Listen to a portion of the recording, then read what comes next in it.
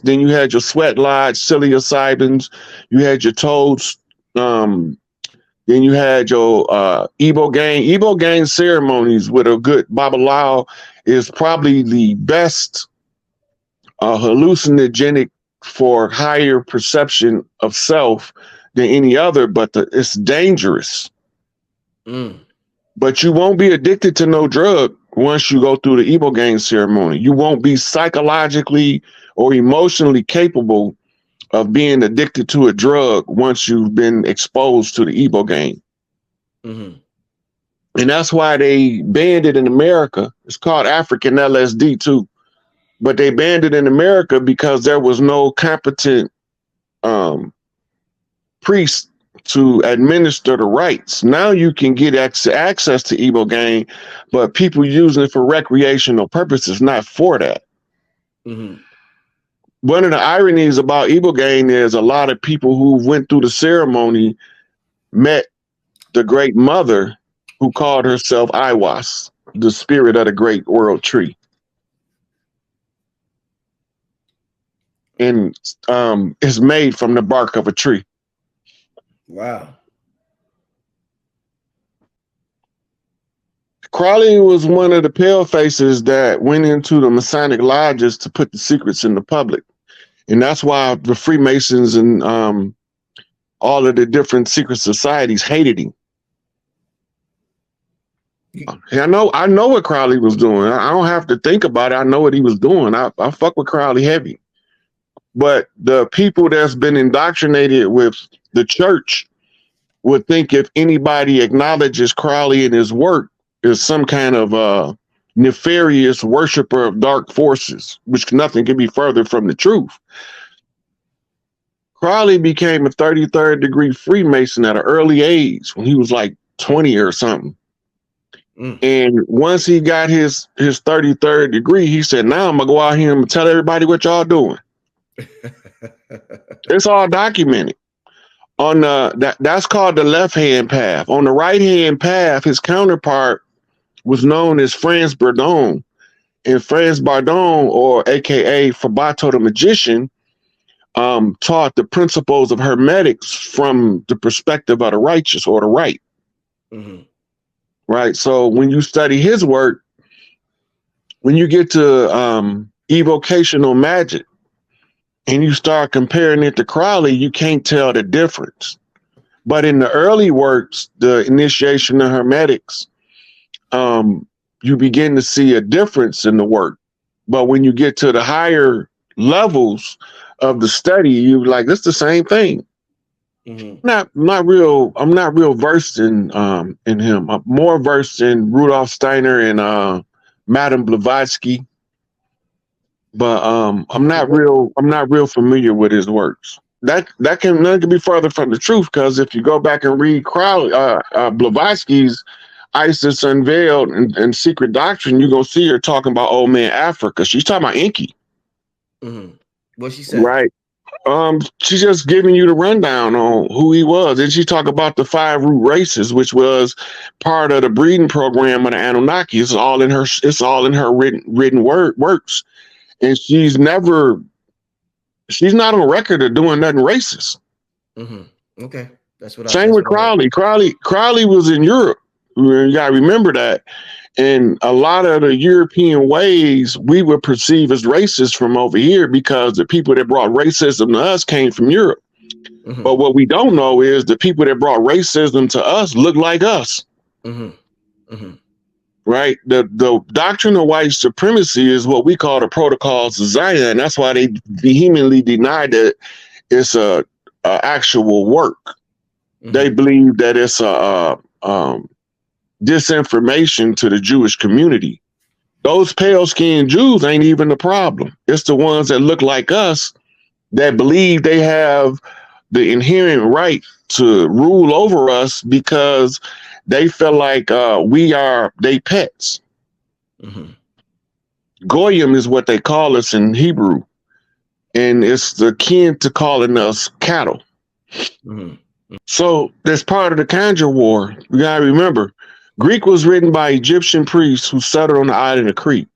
Latin was written by Etruscans who settled in what we call modern day Spain, all the way into Italy.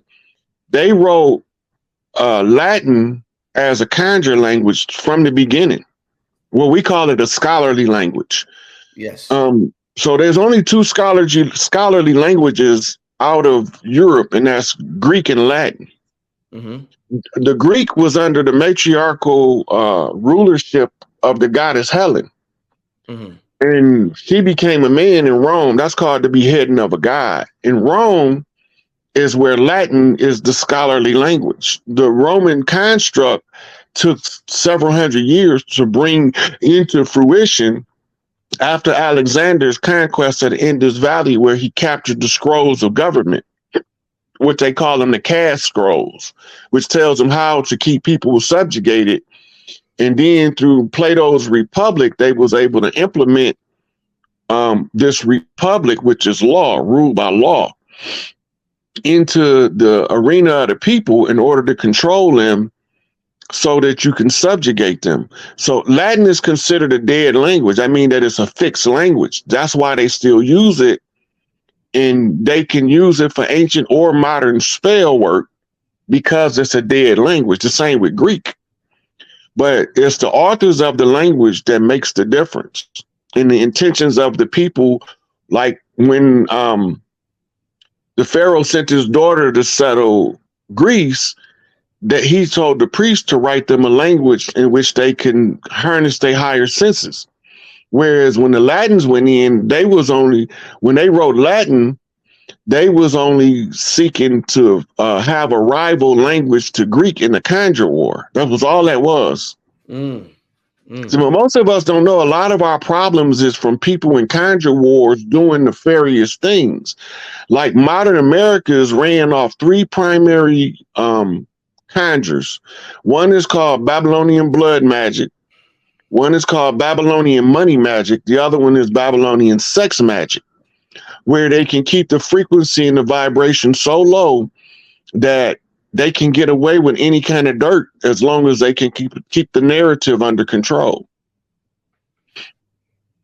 That's all sorcery. The only language right now that I know that was created with the fifth dimensional matrix in mind is called Nuwapu. Okay. All of these other languages is based on third dimensional manifestations of the delay. Nuwapu was written by the Nuwabians, and it was written with fifth dimensional frequency in mind. You know, that's the only language that I know of. Some of the indigenous languages of the Americas, there are certain words of power that you can use when you know these languages. If you develop to a pure heart, that they will manifest almost instantaneous. You know, but a lot of this stuff is lost to warfare, killing off the record keepers, the griots, the ones who told the stories by the fire, the ones who told the story on the lakeside. Right. And normally the men would tell stories around the fire at night, and the women would tell the women's stories around the lake while they do laundry. Right. So those were the main ones they was trying to kill. They wanted to kill off the ones who could change the condition. And so this, when you look back at the American history, them the chiefs that they was murdering. Right.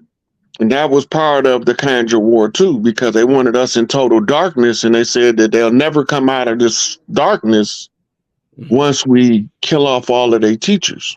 And then they infiltrated us in every organization, and they don't look like nobody with no stringy hair and pale skin from Europe. Because there was no pale faces infiltrating the Moorish Science Temple in 1928, 27, 26.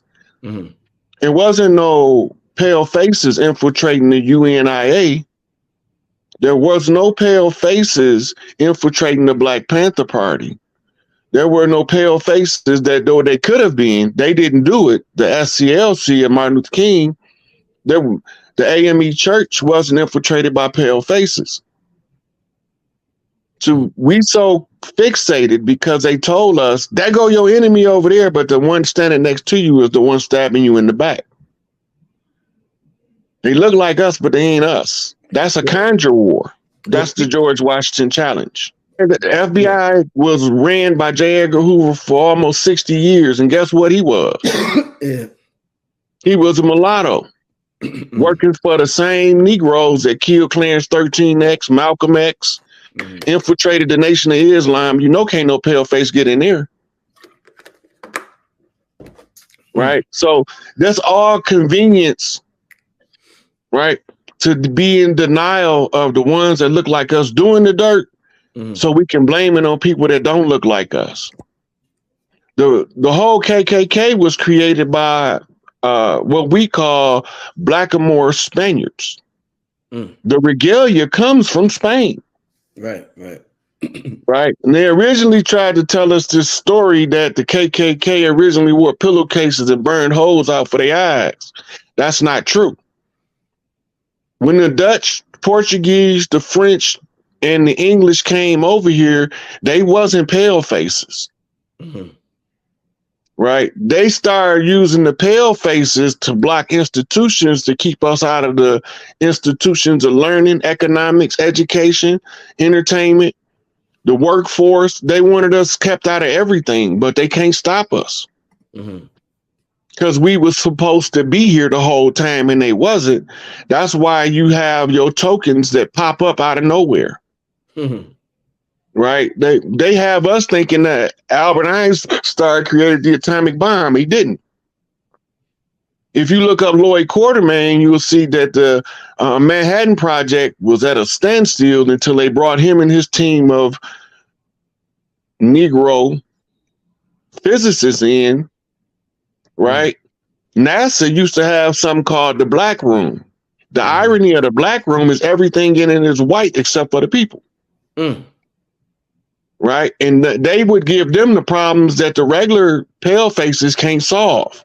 Right. And they always got the problem solved. That's what the whole movie about those sisters down there was. Hidden Figures. Yeah, that's all what it's about. They didn't tell you the whole story. They told you part of the story in Hidden Figures. They had a whole room full of so-called Negroes that solved the problems that the European scientists were stuck on because they didn't have what we call holographic matrix memory. What's that, Rod? That's a hell of a name. Holographic matrix memory. What's that, Rod? So if you go back and study Tesla, Tesla was able to see in his mind's eye the whole breakdown of a creation from the parts to the completed project. He was able to assemble it all. Right? That's holographic memory. You can see all sides of the object and you can disassemble it. It's just like taking the car apart in your mind without actually touching the car. Now you know all of the components of the car. But you just said the Europeans didn't have it, but then you said Tesla had it. What's the difference between Tesla and Einstein? Tesla wasn't no European. What was Tesla? Come on, I want to hear this. He was a Venusian. He was from Venus. Oh, he was an extraterrestrial. But he came here to give aid and assistance to the Earthborn for a reason. Venus is the Earth's twin sister. Venus. Right? And Venus was a water world that was similar to Earth, but it was also annihilated in warfare. Now it's almost uninhabitable. Was this that Great War you be talking about?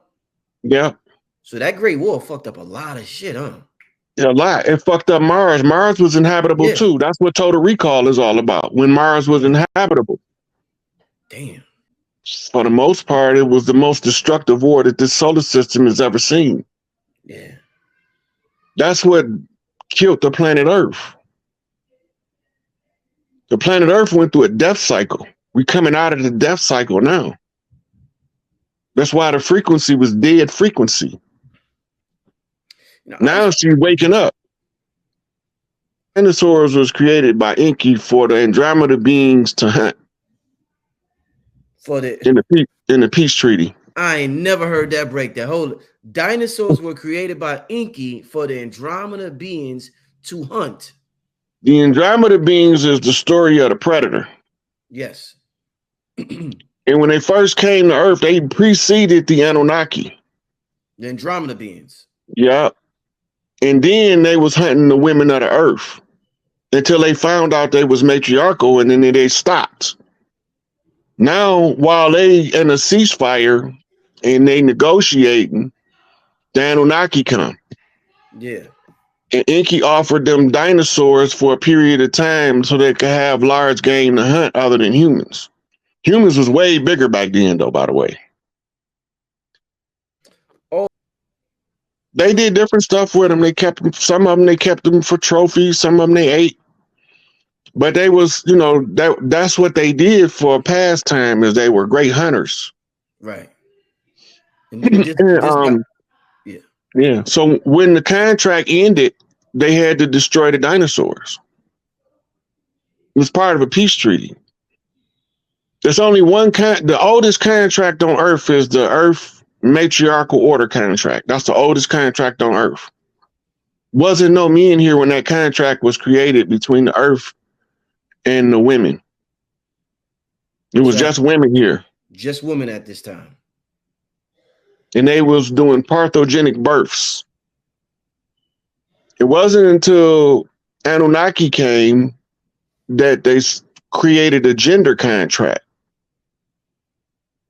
The gender contract now is being tested at the close of the age, as they do every close of the age. Because the men have to prove themselves worthy to be here as guardians, protectors of the women.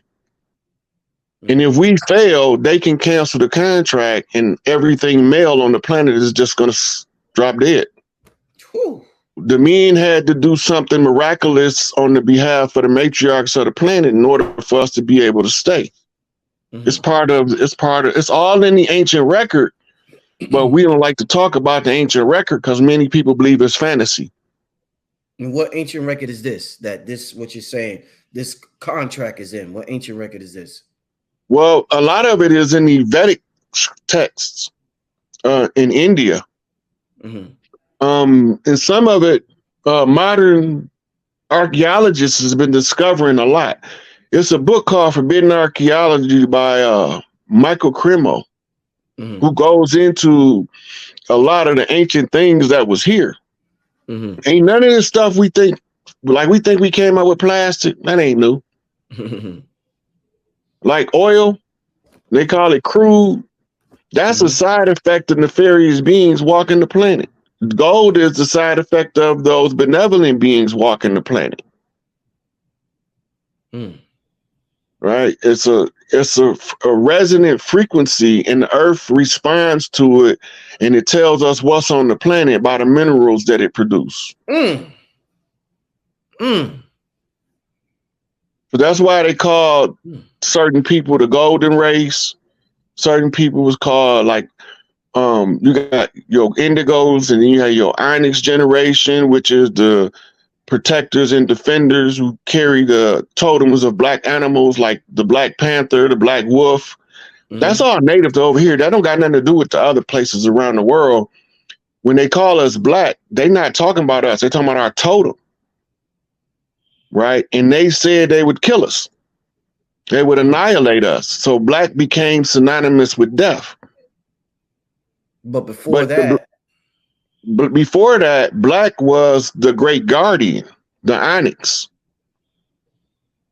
And it was manifesting a black cougar, a black wolf, a black eagle, a black hawk. All of these are clan totems that told of the people who were different priesthoods, who were warrior priests set to defend our land. And then they came over here because their royal status in Europe was white. Mm-hmm. And for us over here, white just means karma cleared. But for them, it meant superiority. Mm-hmm. Mm-hmm. So the attackers took the color of white. Go pull you a chessboard out and read the rules. Mm-hmm. White attack, black defend. Mm-hmm. The great defenders. Shit. It's always something different because it's what you call variables that go into the interpretation, like what you was thinking about, what you was doing, where you came from, where you going. But generally, a snake is that's called a knockback. But the garter snake or a small snake is a master in